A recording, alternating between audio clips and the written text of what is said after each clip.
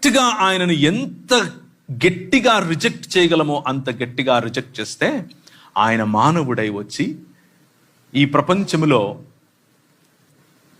ఒకవేళ కూర్చున్న నీవు నలిగిన హృదయం కలిగి ఉంటే ఈరోజు, if you feel like rejected, this man tells you can be a true human being.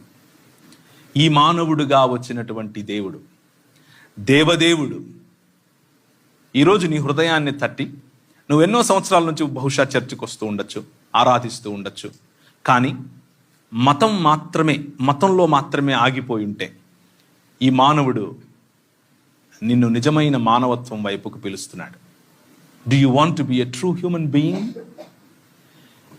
If you ఆయనను హృదయమందు ప్రభువుగా ప్రతిష్ఠించుకుంటే ఈ క్రిస్మస్ నీ జీవితంలో తిరిగి ఏలుబడినిస్తుంది. నువ్వు ఏలటం మొదలు పెడతావు. ఈయన ఏలిన పద్ధతి వేరు. ఈయన ఏలిన పద్ధతి హెరోదియస్ మరియు కైసర్ అగస్తస్ లేకపోతే కైసర్ తిబేరియస్ ను పోలిన ఏలుబడి కాదు. ఈయన ఏలుబడి పైవస్త్రాన్ని విప్పే ఏలుబడి. ఈయన ఏలుబడి పాదములు కడిగే ఏలుబడి. ఈయన ఏలుబడి నీకు సహాయకుడిగా, సేవకుడిగా ఉండే ఏలుబడి.